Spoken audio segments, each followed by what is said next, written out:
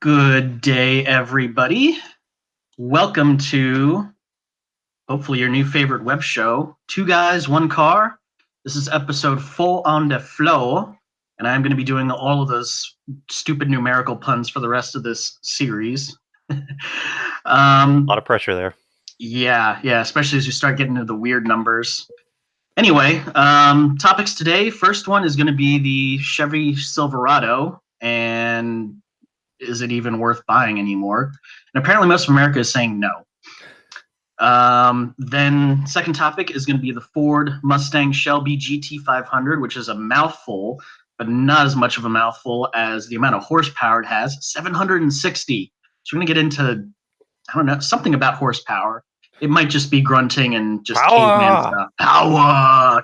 Yeah, that's probably what the whole thing is going to be. So just be prepared for 5 minutes of grunting and hooting and hollering and that kind of thing. Honda is celebrating 60 years in the United States, first in motorcycles and then in cars. So we're going to talk about the impact of Honda in those 60 years.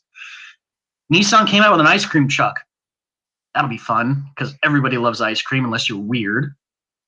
And then our final topic is going to be Darrell Waltrip. Today's his last ride. He has been a driving force in NASCAR for almost 50 years, and he's finally going into full retirement. So we're going to talk about him, his career, his impact in NASCAR, and hopefully wish him well as he goes into full retirement.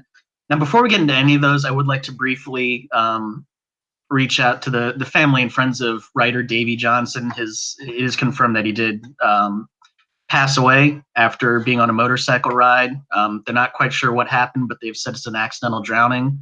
So I just wanted to pass along our thoughts and condolences to his friends and family, because he was a very influential writer, especially in the new age of the internet car media. So, Silverado. I'm going to let you start on this one because I have a massive rant on this thing, as you've seen. So I'll let you go ahead and get your comments first. It's basically the Silverado has slipped to number 3 in sales. If you count the GMC, it's still number 2, but it's slipped pretty consistently to the Ram. The big question that everybody seems to be asking is why?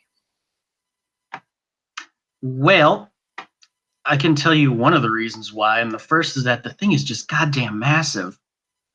So I've driven next to a couple of these things, and it is, I've driven next to a Ford Super Duty. I've driven next to a Ram, half ton, full ton. Sorry, 3/4 ton and full ton. I've driven a Ram half ton. The current Silverado is the only truck I drive next to and think I'm driving by a semi. It makes my Tacoma, which is already a big truck, look like a friggin' Daihatsu midget. It's huge. I mean, it's gigantic in every way, but it's gigantic not in a good way. Like, I think the Z71 has 35-inch tires, and they proportionally look the size of the tires on my Cappuccino, which are 14-inch wheels. Like, it's just a gigantic truck, and it's gigantic, but not in a good way. Like, it looks fat and bloated. It doesn't look massive and muscular. It's just too much. Like, it's the inevitable conclusion of people in America buying more truck than they need. Like, so I'll tell you a quick story. So a couple of years ago, I was shopping for a used truck because I couldn't afford a new one. And I test drove this little Chevy S10, nice little truck. I ended up not buying it because it was overpriced. If you're going to charge $10,000 for a truck, it better not be covered in rust on the frame. Anyway, I was in the dealership and they were running my numbers and everything. And I was sitting there and there was a couple next to me and they were buying a brand new Silverado. And the guy, the husband, was saying how, like, he wanted all the options. He's like, oh, I don't like that one. It doesn't have enough options on it. And I was overhearing them, and they were looking at like a $65,000 truck, and I was just like, "Holy hell! Why? To what purpose? Like, what do you need that much in a Silverado for?" It was just insane. So the current Silverado is the inevitable conclusion of that mindset of oh, I'm going to buy the biggest truck I need because there might be a time where I have to haul a boat or a house or a small moon, but 90% of the time I don't need to. And I kind of fall into that category, but my only defense there is that if someone sold a truck smaller than a Tacoma, I would have bought that truck. My only option for a new small truck was a Toyota Tacoma or similar. So, yeah, the Silverado is just massive, and I think people are finding out, maybe that is too much. So, on the count of too much, I will state that the F-150 is physically larger, and the Ram does way more. So it's just a quick little fact check there, but the it's Here's not how I'll compare that. Is 200 pounds of muscle better than 200 pounds of fat? And the answer is obviously yes. So, fair point. it's not just the weight. It's just, again, when you put those three next to each other, the Silverado just looks way too big, even if it isn't actually the biggest. So, or the other way to look at it is,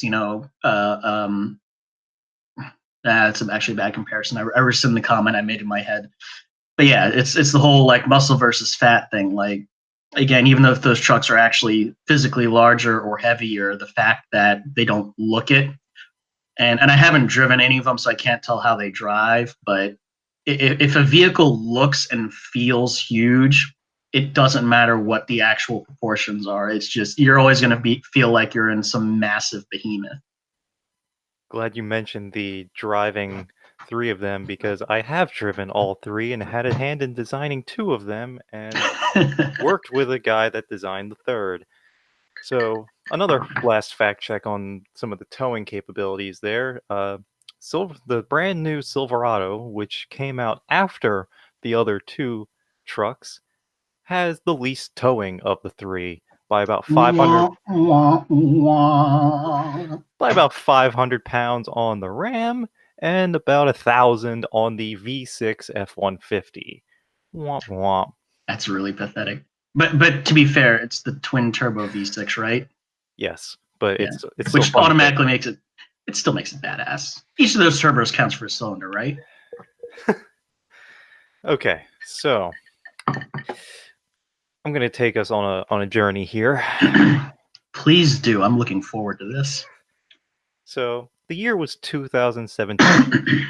I joined GM in March of that year, coming from FCA, where I had a hand in designing the new Ram, new 2019 Ram. We were pretty far ahead, so I kind of knew exactly what the new Ram was going to be from a seating standpoint, from an interior standpoint, and from a dynamic standpoint. It was almost done by then. And when I got to GM, the same could basically be said about the Silverado. And the first time I sat in that vehicle, I thought to myself, what the hell is this thing? So GM, I don't think understands interiors. They never have. And about roughly 4 months after I joined, a guy was hired out of Ford, and he had a hand in designing the refresh of the F-150, which from an understandably was not that big of an interior change. They basically kept the same seat because it was good. And since he was training at Milford, we both drove the new Silverado together, and he agreed, "What the hell is this?" So the interior of the Silverado, the seat is by far, several inches actually, the thinnest of the three, and with a in massive terms of in terms of like the amount of width. padding. Oh, width. Okay, so narrowest, Yep, narrowest. is Got it. the Okay. is by far the narrowest in a segment that stresses large vehicles and let's be real here, large buyers, because America is large, people, and most of them are buying trucks. So you're starting out on the wrong foot here with by far the smallest seat. You have the possibly the laziest interior. In what way? So it's it's very they just all they did was upgrade the infotainment. They upgrade a little bit of the materials and the steering wheel. The materials in the Ram and the F-150, they at least try to. They're all going to be expensive. The F-150 and the Ram, they look more premium. They have nice leather stitching. They have they have softer plastics. That's a big thing in interiors is soft to the touch plastics. Anything that your arm could possibly come into contact with should be soft, theoretically. The GM has a lot of hard plastics, and they have really weird priorities.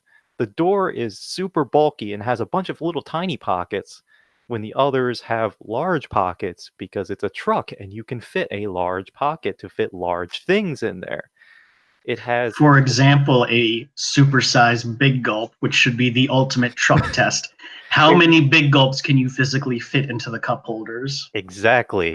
And when the answer is none because you have three tiny cup holders instead of two large ones like the other two vehicles, you have a problem. Yes, I get that you can technically seat three in the front, but you no longer have cup holders when you lift that third seat up. So, what is the point of having the third cup holder if you only have two seats when you can use the cup holders? It makes Third guy's just supposed to be sitting there anyway. You are the unwanted person. You don't deserve a cup holder. You were only there because we absolutely had to take you. You sit there and you hold your fizzy izzy between your legs. This is my truck. This is my cup holder. yes. Also, gauges. Also a hint to Honda later on, but anyway. Also, gauges. Chevy still uses those old school, big, square, weird looking gauges, whereas the others have moved to, you know, a little more ergonomic. It's circular, premium looking, has a nicer screen in the middle. They have both of them have a nicer screen in the center. They they just feel better to be inside. GM feels old, and it feels old because you have to reach for that big old column shifter, just like the good old days, instead of a center stack shifter like in the F-150 or the wheel that people have a love-hate relationship with in the Ram. So both of us noticed that this was not good. And I think I'm going to speculate here because I know the answer, but the GM, I don't think understands that their competition is beating them. This is one of the biggest issues with the vehicles, and the Silverado is the poster child for it because they seem completely oblivious to the fact that the F-150 and the Ram could and now are better trucks. They almost completely ignore the F-150 in order to just improve upon their current product, which was what, like 7 years old or so? 5 to Something 7 like years old? that. Yeah, it's already old. If you only improve slightly on that and the others take big leaps, which by the way the Ram did, because the Ram has always been the one taking the big swings and the big risks. So if you have Ram over here taking the big risks and Ford slowly improving on their number one product, and you only slightly improve with your second place product, you are going to fall. Let's talk about the exterior and the styling that Curly brought up with as well. This thing is The ugly. only color to buy it in is red because that way you can at least pretend it's a barn. Yes. G- It GM, is. It's horrific. and I It's think bad. and I It's, think it is bad. I think one of the reasons why you think this thing looks so much bigger, even though the F-150 has legitimately larger dimensions, is because GM has an obsession with high belt lines. They love it. And these windows are small in this massive truck. So you're Because hold on, because just like your granddad, they want to pull their pants all the way up to their tits. yes. And this creates visibility problems because you still keep the same seating position of the old truck, but you raise the belt line and you raise the hood for some ungodly reason, I guess to make the grill bigger because you need all that cooling for towing capacity so you can be third place. But you make this massive vehicle and By the way, the base Silverado, you can't adjust the seat up and down. So if you are a person shorter than me, shorter than Curly, you are going to have a hard time seeing out of the base model work truck because the whole gigantic hood is now at your eye line. Hello, I'm trying to drive a truck in here. Hold on, hold on. Let's Curly have his periscope coming out of the sunroof so he can actually see. So I've alluded to this, and GM GM played it safe with this thing. They made slight advancements with their interior. They made slight advancements in their powertrain. They made slight advancements on everything except for exterior styling, but they did not have the sales to back that up. Ford can do it because they are what, 200,000 ahead of the Silverado and close And to. actually, they really don't. I mean, you know, you talked about Ram being the company, or I don't know if it's, I guess it's still Ram.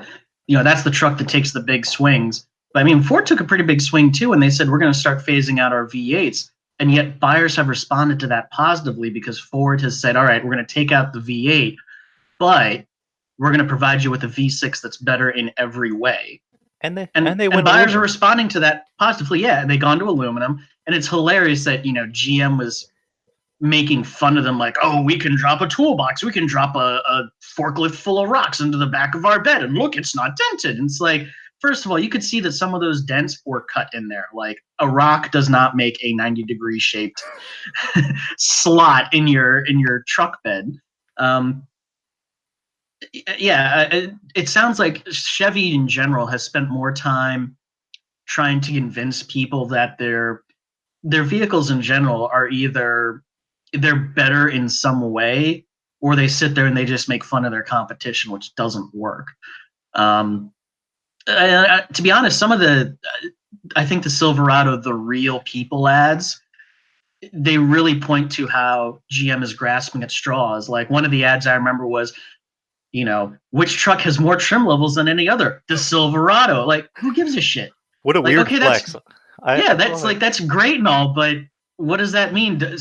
Is it because none of them are any good? I mean, why? What's the point? I'll tell you exactly what that means. It's because they spent way too much money on way too much complexity.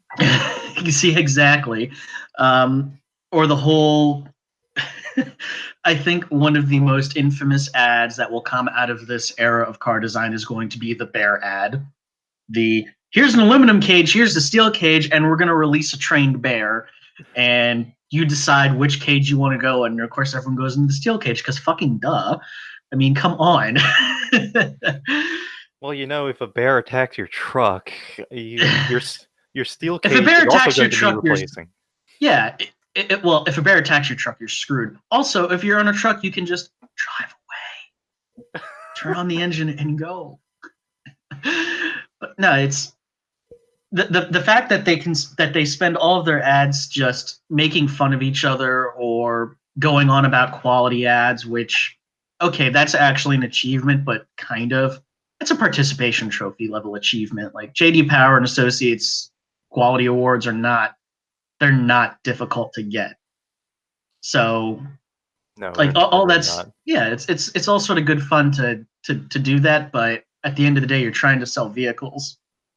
And if the only way to sell your car is to say, well, we've got more meaningless awards than anybody else, and we've got more trim levels and steel bed, that's not really a lot to go on. Or actually, the one that I will say it's entertaining is the one they're running right now with the Sierra, with the Sierra with the super fancy tailgate drives by, and all the other trucks tailgates drop like their mouths are open. That is actually kind of funny. And you know what? That is, to be fair, that is something they can and should be advertising, is this really fancy, somewhat cool tailgate that's still a $3,000 option on the top trim level or something.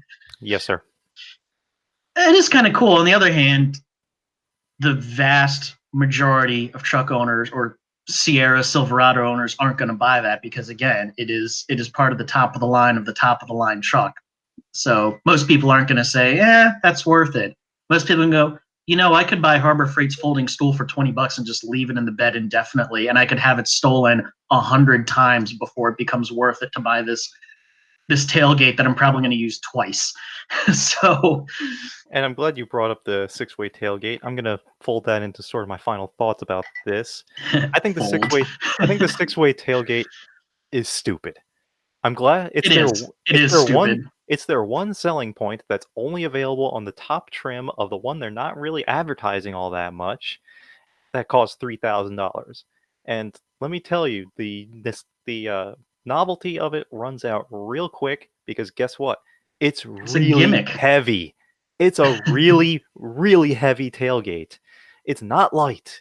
The little bit that comes out of the top, yeah, that's kind of cool, and sure it makes a step, but there's steps on the bumper from last generation that was cool too. Ford And has the those are little useful. I wish my Tacoma had those. yeah, that's kind of neat. What's not neat is a gigantic heavy behemoth that you have to fold out the little step on. But but the final thing I will mention about this is I alluded to it earlier. The Silverado is the embodiment of GM right now. They spend so much time and money right now on EVs and autonomy. I think they're in danger of losing a lot of sales in internal combustion. They're already starting with some of their SUVs. Their cars are already gone. The truck is starting to slip, and that is their biggest moneymaker by a long shot. So if your truck is starting to slip, then you have a problem. And that's because GM, I don't think, has realized their problem, that they are middle of the road, they are mediocre, and that's not good enough. You have to be better because your name is not big enough to be able to drive enough sales to be profitable. Chevrolet is not a big enough name anymore. Not when Ram has cool Sam Elliott commercials or cool commercials of them rolling through the rolling hills, or they have that big screen that's available on a lot of trim levels. Ram makes their selling points and their gimmicks available on almost every trim level. Sure, it's an expensive option usually, but it's an option that some people might be wanting to tick on their Bighorn and not their limited edition, and not going up to the Sierra Denali with the heated and cooled seats that still aren't very comfortable anyway. It's it's the point of mediocrity, and mediocrity is not good enough because even the slightly refreshed F-150 kicks its ass. Yeah, and on the Ford side, they've got the Raptor, which yeah, that's the Halo version of the F-150, but it's still really cool, and it's it will definitely pull you into looking at an F-150 in general. But the F-150 has a lot going for it. I mean, you were just talking about the ads. You compare the F-150 ads to the Silverado ads, and on the Silverado side, it's JD Power and Associates and lots of trims and fancy tailgate. And on Ford side, it is look at all the towing, look at the fuel mileage we get, look at the horsepower we have, things that people actually care about. And it really comes down to, as you said, GM in general, their sales are slipping. And we sort of talked about this a couple of times. We've talked about various GM topics, and it's GM is not building cars that people actually want. They're building to a spreadsheet, and it's really sad because they had a CEO at one point who understood the difference. Bob Lutz understood you have to build cars that people want to buy. If you just build cars that fit a spreadsheet and are middle of the road, people aren't going to buy them because there's nothing, they may not find anything that's offensive about them, but that doesn't mean that they like them. It means that they're indifferent to them. And if you're indifferent to a vehicle, you're not going to buy it. If you take risks and you make if you make something interesting, some people are going to dislike it, but a lot of people will like it, and that's the key. If they like something, they will buy it. It seems like you only buy a Silverado because you either have to because it was cheap or whatever, or you're a brand loyalist who refuses to look at the competition, or you work for GM and get a great discount.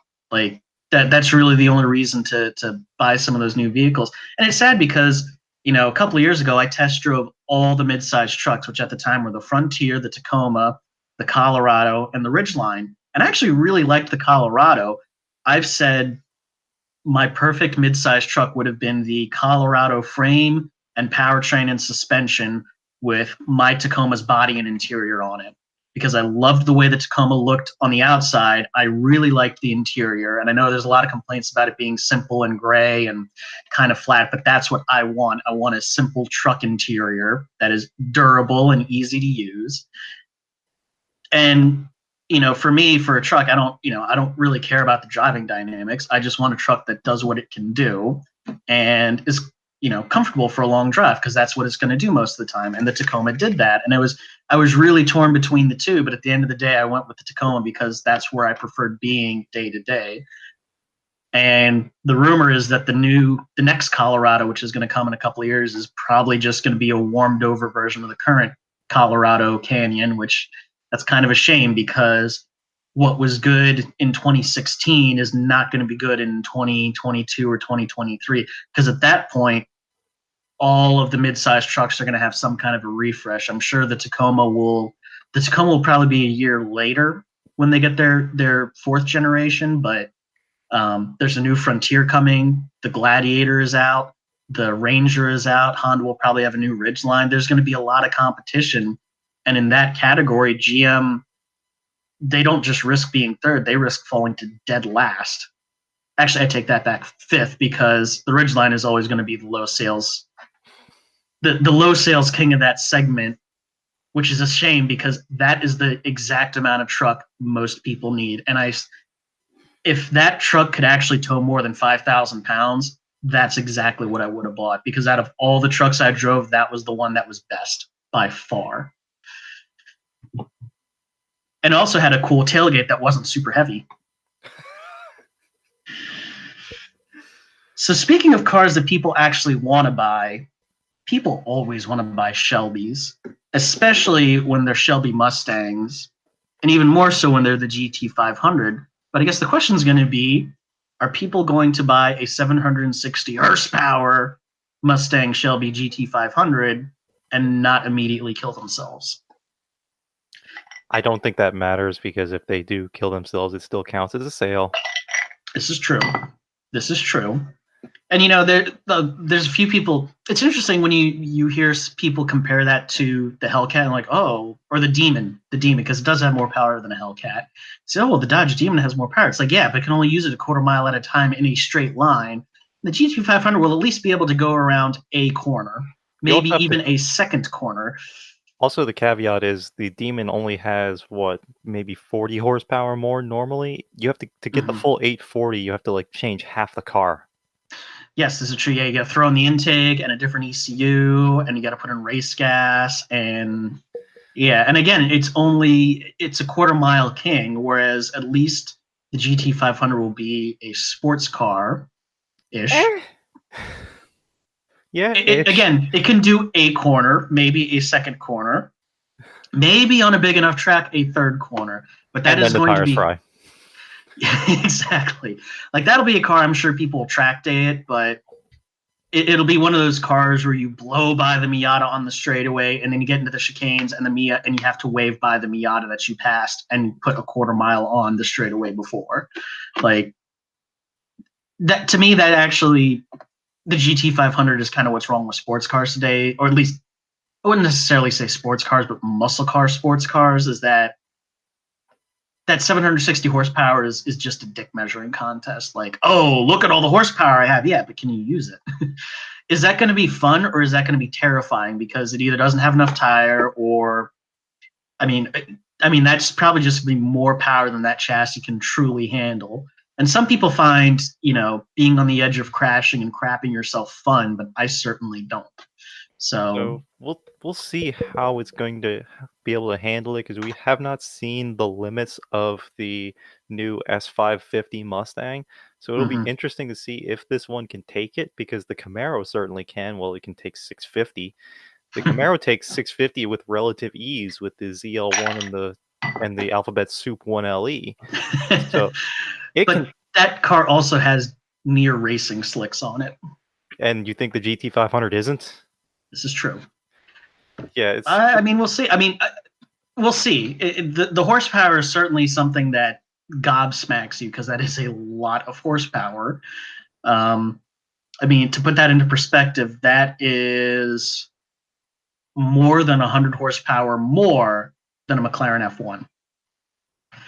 And about 100 more than the current ZL1 1LE Camaro. So, I mean, that is a lot of horsepower. That's more than a Ferrari Enzo. I mean, that is more than the supercars of a decade ago. Like, that is a lot of horsepower. So, Yep. I'm interested in what the rest of the car is going to be like. I mean, it looks, it looks. Speaking of, as I say, speaking of cars of 15 years ago, it kind of looks like like it's got a Ricer body kit on it. But I will say with that caveat, at least it's aerodynamic or designed for performance. It's not just to look ridiculous. It's designed to eat all the air. Yeah. Or no, and all the pedestrians' ankles, because this is a Mustang. We know what's going to happen with these things. Yep, it will get the new high score. But that's part of the two interesting things I saw about this thing. One, that they went back on the flat plane crank V8. I know there have been a lot of issues with the GT350, but I found it interesting that they, when supercharging the 5.2, they chose to go back to a conventional crank rather than the flat plane. So I thought that was interesting. I guess with the supercharger, they decided it was going to be much more reliable to have a more conventional engine. And that's something that the enthusiasts are complaining a lot about, only having a dual clutch transmission, probably from the Ford GT, I would assume, instead of having a manual. It's Now, got to be a different transmission because the GT, that's going to be a transaxle. I'm sure they could find a way to make that work. I doubt they designed an entire dual clutch just for this car. Oh, I doubt it too. I'm sure they got it from somewhere else. But I actually think that's a really smart decision, because if you give someone 760 horsepower in a Mustang with a manual transmission, they are probably either going to fry the clutch or crash quickly. Or both. Yes. Or just that, yeah. People complain about that, and then they sort of forget that, number one, those paddle shift transmissions are a lot faster, and they're a lot easier to handle. I mean, when you've got that much power and you're going to be fighting for control of it, the less you have to manage, the better. And everyone wants to think that they're going to be Ayrton Senna pulling off a wonderful lap in Monaco with no traction control, 1,000 horsepower in the back of their race car, and a full 6-speed manual transmission. But you are not Ayrton Senna. You are not anywhere close to Ayrton Senna. Stop pretending you're as good as Ayrton Senna. You're just, no one is going to pull that off. So you're right. It's the better way to go. Yeah, just stop complaining about it. And you know what? Here's the thing. The people who are complaining about not having a manual transmission in that car aren't going to buy that car ever. They're never going to buy that car, not even used. Well, I was about to say, if they do, it's going to be several years in the future and with a long-term loan. Exactly. So, like, go ahead and make your complaints. Ford doesn't care because they're still going to make all the money with this car. Yep, and they're going to try and minimize people frying through clutches. Yeah. On the other hand, now, when you do fry the clutch, you'll get to replace 2 of them, not just 1. And actually, that's been kind of interesting. Is people? I saw a really good video on rebuilding the 10-speed automatic in the regular Mustang GT, and apparently, it really can't handle more horsepower than what they're putting through it. And the biggest issue is all the internal clutches on the gears get burnished and fried. So you rebuild the transmission, replace all those clutches with higher performance clutches, and there are a lot of them in the 10-speed automatic. If you're someone like me who likes taking stuff apart and putting it back together and seeing how it works, it's a pretty interesting video. On the other hand, you look at that and go, man, I'm glad that technician knows what he's doing, because I sure as hell couldn't put that thing back together again. He takes up an entire workbench with internal transmission. It's pretty amazing. I'll kind of transition out of that with saying that's going to be interesting then when people go to service the transmission on their ZL1 with that very same 10-speed transmission with about 200 more horsepower than the Mustang.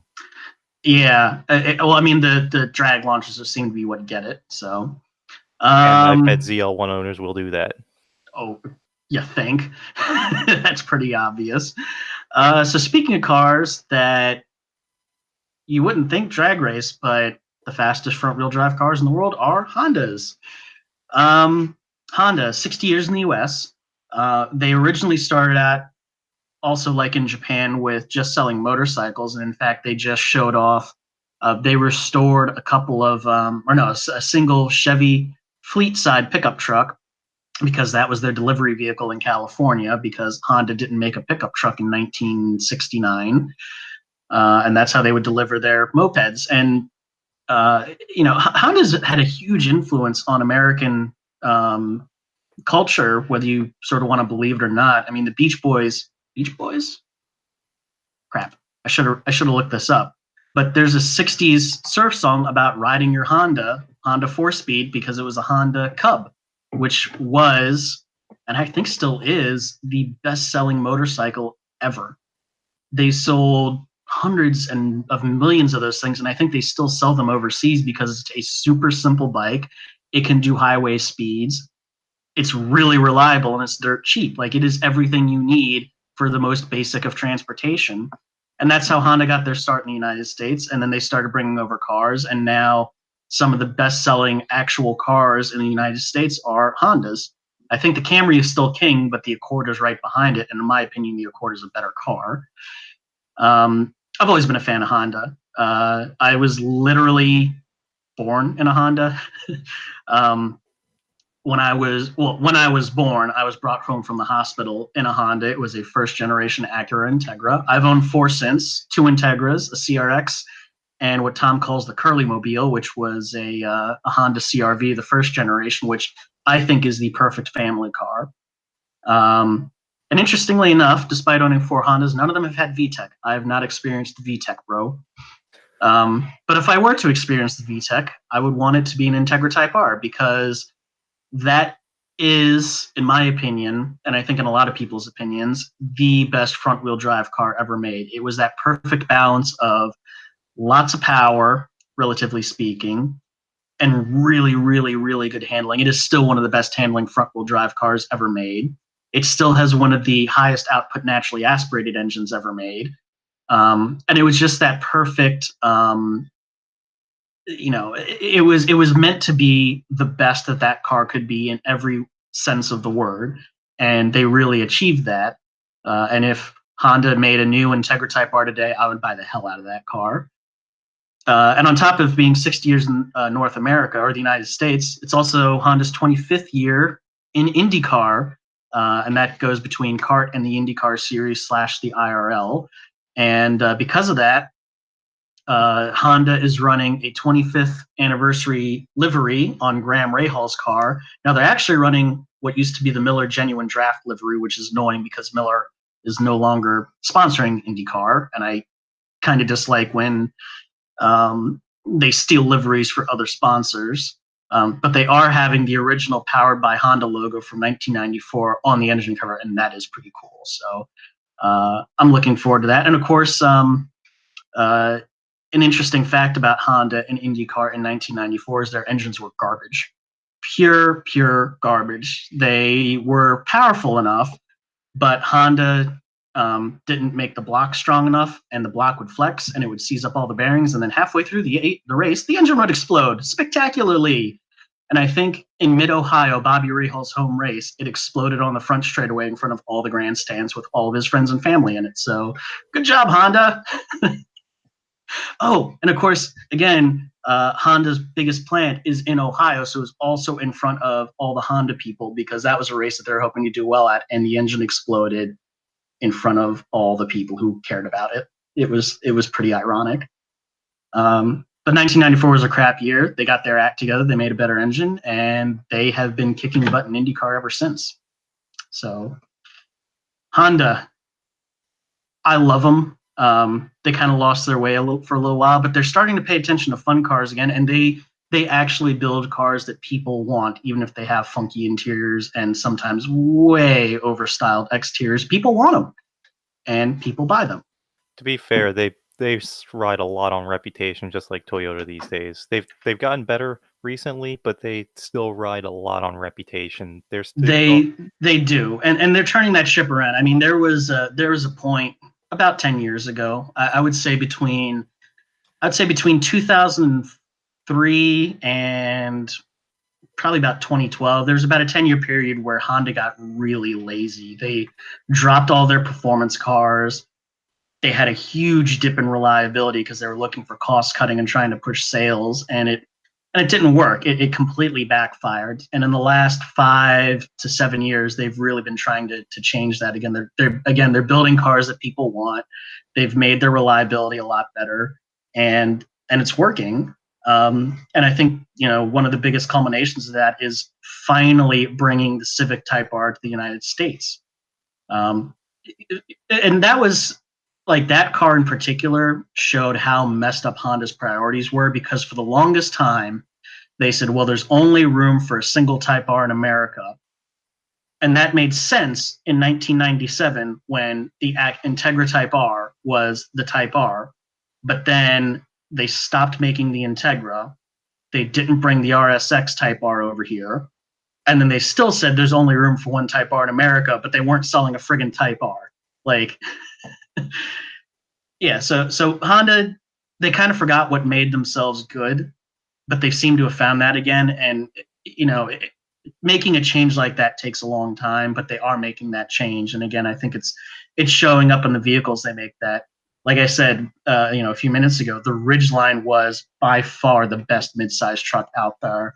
It just couldn't tow enough. That was my only issue with it, and I needed to tow 5,000 pounds or more. So if it wasn't for that, I would have bought the hell out of that truck and probably loved every minute of it, and also gotten like 25% better fuel mileage. I will agree with you that the Ridgeline is probably the best full midsize truck for most people. I am not most people. I'd rather have the Colorado myself because I really really despise that Honda interior, and the powertrain's better in the Colorado, but I cannot disagree with those points. But the comfort, the ride quality, it's a far superior vehicle because it's not trying to be a super aggressive body on frame midsize truck, which is just not all that practical, let's be perfectly honest. Yeah, the thing I liked about it was the only. But so when I drove the four midsize trucks, the Ridgeline was the only one that felt like a car, because ostensibly that's what it is. It is a car with a bed on it, which ostensibly is also what most people need. They need a car that occasionally has a bed. So that's the Ridgeline. But the Tacoma and the Colorado both felt bigger than they really were. The Ridgeline actually felt smaller than it was until you started backing it up, because no matter how many cars you've driven, the proportions of a car to a truck are very different, and you have to get used to the amount of length behind you. That just takes getting used to, and there's no way of getting around that. And the Frontier just felt exactly as big as it was, but the Ridgeline was the only one that felt smaller than it was, and it was the only one I immediately jumped into and felt comfortable in. And there's still times, 2 years and 55,000 miles later, I'm still not comfortable parking my Tacoma. But I never had that problem in the Ridgeline, even in the short time I drove it. So, yeah, it's not for everybody, but if more people actually gave it a chance, I think they'd find out that, yeah, this is actually exactly what I need.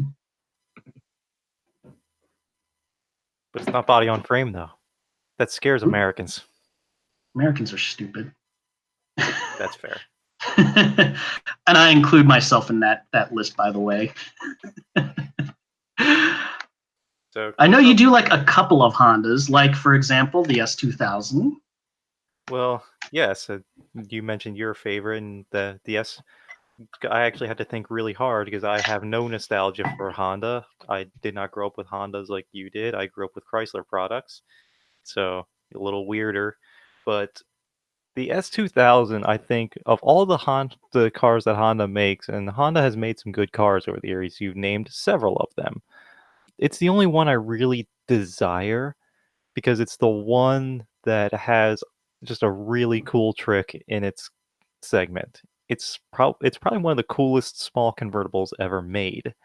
The Miata is nice and the Miata is customizable, but if you want to just buy a really really good track and autocross convertible or just a fun convertible sports car, the S2000 with that super high rev, the from all I hear, the E-Tac. pack.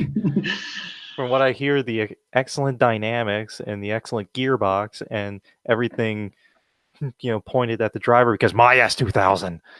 Then it's it's probably Honda's most desirable car for me because it's just the one that feels special. And I know Honda's made plenty of special cars, and it's very special to the special little Honda boys like Curly.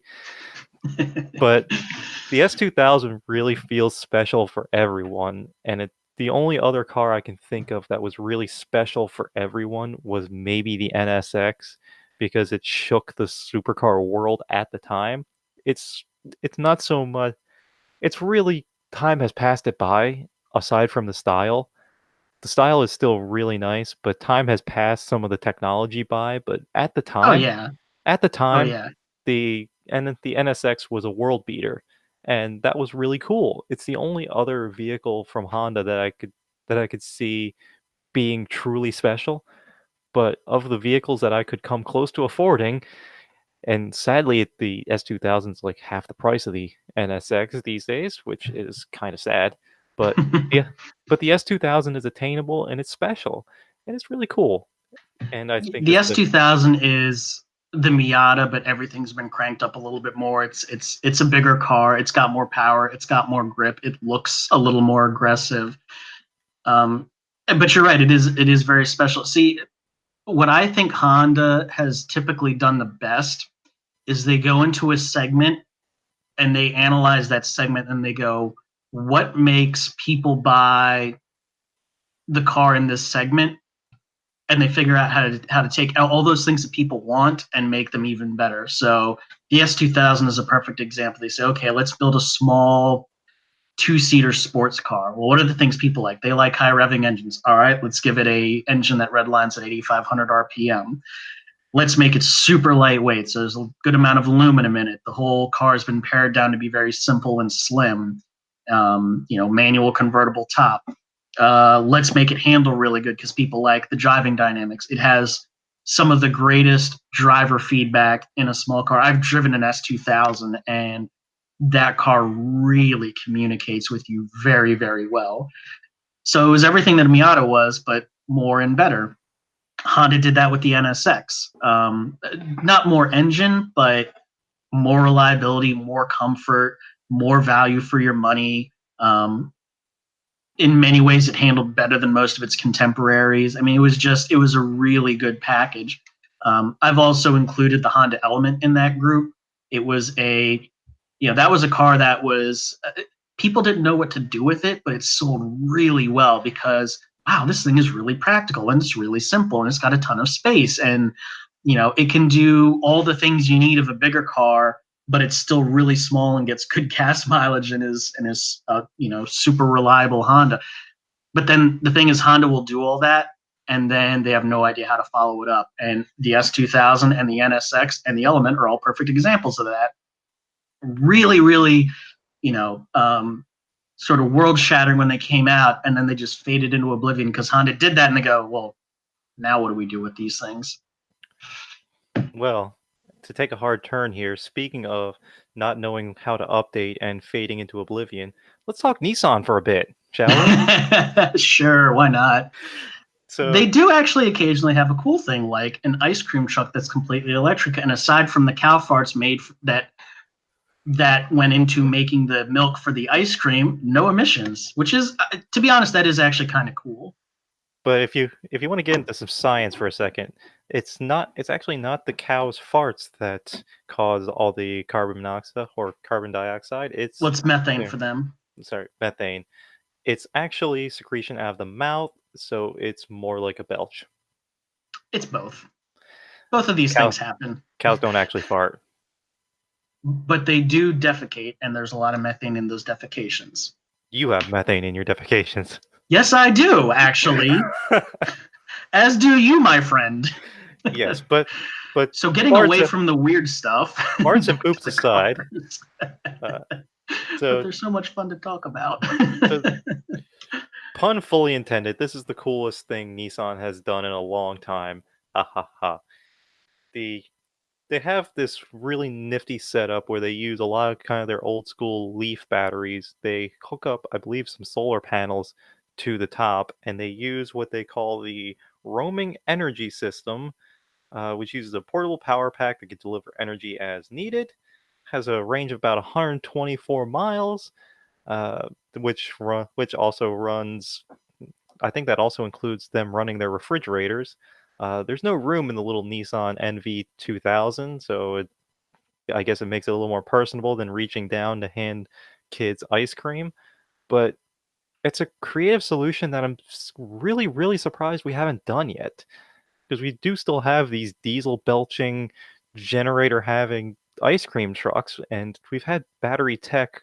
Tesla made their car what, a decade ago, and no one has made an electric ice cream truck since then. It seems weird to me that this is kind of one of the Well, first ones. I can answer that question. So, when's the last time you actually saw a new ice cream truck?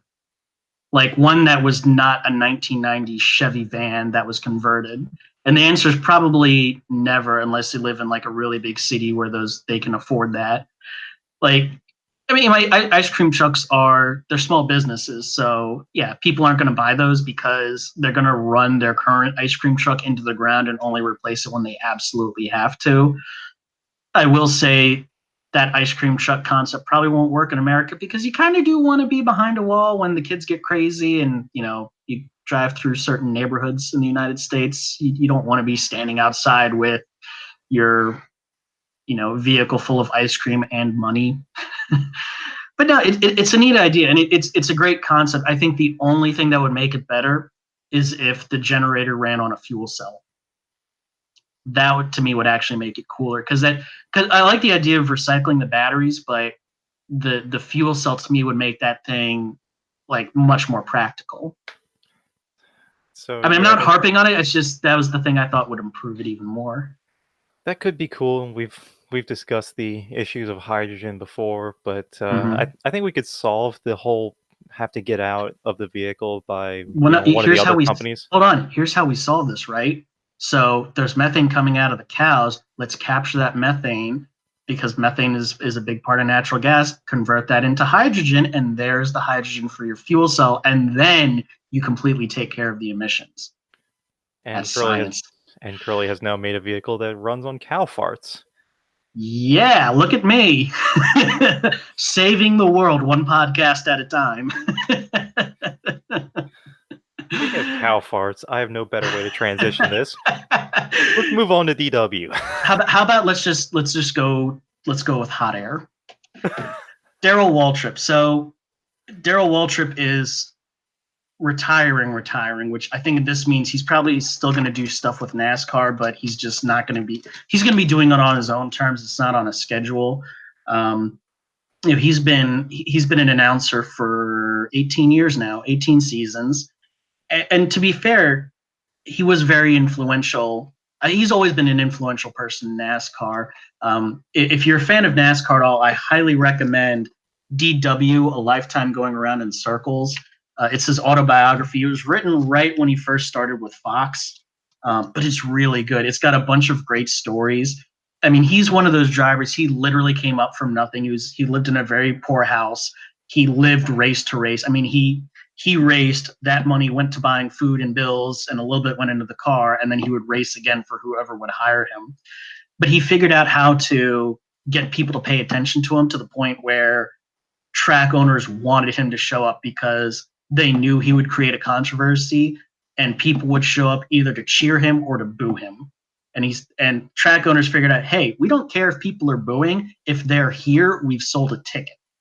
And that's what Waltrip brought to NASCAR. So like a lot of the attitude, everyone remembers the fight between Cale Yarborough and Bobby Allison at Daytona. It was that kind of attitude, and the idea that this is okay. We want this kind of stuff to be shown. Daryl Waltrip helped bring that into, somewhat into the mainstream with NASCAR. He spoke his mind. He didn't care what people thought, and people loved him for it. Well, I think the fight was a different scenario than what Darrell Waltrip brought. He didn't quite bring It, that attitude. He brought more fun to it. well, He what I'd say is he made it. okay. So, at that point, NASCAR was really trying to become more mainstream the first time. And I kind of feel like if there wasn't a Darrell Waltrip, NASCAR wouldn't have shown that on TV. They would have, like, don't show that, cut away. Like, they would have shown the crash. They may not have shown the fight, but they embraced the idea that, these are passionate, good old boys who are, they really love what they do. And they're not just corporate robots. And I say that about the 70s, even though it's way more like that now. But it showed that these are people who love what they do and are really, they feel very strongly about what they do. And yeah, that fight was very short, but it's still the first thing that most people remember about NASCAR is that kind of mentality, which again I think is good. I don't, rivalries are important in sports. But anyway, Darrell, this is the last race he's going to call. It's today at Sonoma, and I think probably the best and worst cast he ever did was his first one, which was, of course, the 2001 Daytona 500. Best because, you know, Darrell Waltrip watching his little brother win not only his first NASCAR race, but his first Daytona 500. You talk about someone who was speaking his mind and showing his emotion. It was Darrell Waltrip. And of course, Well, he showed a big range of emotion right there at that exactly, finish. cheering his brother and immediately turning to, man, I hope Dale is okay. And of course, we found out later that he wasn't. So again, it was his best for how he responded to both of those scenarios, but also the worst because of what happened that day. Yeah, and I think Darrell was probably the the first indication that something was wrong, Hmm. because we to have that driver's perspective in the booth is really important, and Darrell kind of came up at the same time that Senior did. So Yep. he realized that when Earnhardt hadn't gotten out of the car yet, hadn't dropped the window net yet, hadn't had no response, that was very bad, and Darrell knew it. And Darrell recognized that was a hard hit. Like, most people didn't realize because it didn't look that hard. He just sort of nosed in, but the way that he nosed in was one of the worst ways he could have. And Darrell did immediately recognize, man, I hope he's okay. Because he realized that was a hard hit. And he knew that at best Earnhardt was going to be sore and he could be injured. I don't think anybody realized how bad it was. Um, but again, to me, that was both his best and worst moment. Certainly Darrell Waltrip's best moments. Um, and a very close second would have been a season later at Darlington with Ricky Craven and who was it? It's Ricky Craven. Oh, Craven Kurt and Busch. Kurt Busch. Yeah. Did we? Yes, he did. No, it's what was it? I have never. No, you have not. that was that No, was a very close second. I still say the worst moment though was when he invented boogity boogity boogity, because I But still see, I hate this to loved this that. day. I loved that. I thought that was fun. It did, And and and then it again, got driven into our brains until we all wanted to kill ourselves. maybe you. I I guess the way to sort of close that out is Darrell really should have, much like with his driving career, he probably should have retired a few years ago. Um, his insights were really good when he started, but after maybe 12, 15 years, his insights started to become, you already knew what he was going to say before he said it. And I think you had pointed out once they brought in Jeff Gordon, you realized that Darrell Waltrip, his base of knowledge was just out of date. NASCAR had changed since he had retired. The way the teams were set up, the way the cars drove, what was important in the car was very different than what it was, and it seemed like it became Jeff Gordon and whoever the main host is, Mike Joy. Mike Joy. Yeah, it was sort of them two, and then Darrell Waltrip and his old crew chief Jeff Hammond, just sort of having their own conversation. It's like there's two different telecasts going on in the same room. And So, it also became a lot of Jeff Gordon essentially correcting DW. And mhm. I know they kept DW around to kind of make sure Gordon worked out, but I don't think they needed him to actually be in the broadcast for that to happen. I think he could have been in the booth like Hammond and some of the others, or wherever the hell they have the pre-race people talking. Hmm. But yeah, it's like you said, he should have probably quit years ago. But that's the kind of person DW is. He loves what he does, and I really appreciate that. He's stayed around. He's given everything he has to this sport. He made it fun, like you said. He made commentating fun. He brought the driver's perspective for years, which, like we said, is very important. So it's going to be interesting if they do replace him and who they replace him with. I was Uh, actually just going to ask you, who do you think they would replace him with? Because I don't think they're just going to let that slot go open, but Probably Jamie McMurray. that's a good pick, actually. It's a really He's good pick. he's been doing a lot with Fox, and he's extremely articulate. He's even more updated than Gordon. He may not have been the best driver, but he's one of the most intelligent. So I think he's You probably don't the you best don't pick. have to be you don't have to be the best driver in the world to be a really good announcer. I mean, so Patrick Kligerman, he falls in that category. He's a good driver. He's definitely not a bad driver. He's a good driver. Never really caught his break, but he's a great announcer and analyst. And then sort of on the IndyCar side, you get guys like Jan Beekes or Derek Daly. They were pretty good drivers in their day, but they're really, really good analysts. And then you get someone like Dale Earnhardt, who is really good at both. So, or Jeff Gordon. Jeff Gordon's an even better example. 4-time champion and a great announcer. So, Daryl, thank you for all your time in NASCAR. Thank you for everything you've done, and thank you for the good times, and thank you for being there for the fans in the bad times.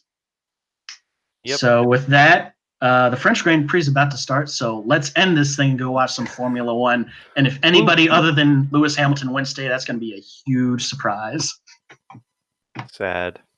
Yeah, that's F1 right now. Maybe Bottas will give him a run for his money. Who knows? We'll find out. So thank you all for tuning in. Like, subscribe, All the comment, YouTube things. all the YouTube things, and we'll be back again actually in 2 weeks. Next week we're going to be off because I'm going to be out of town, but we will be back in 2 weeks. So we'll see you all then. Thank you. Bye bye.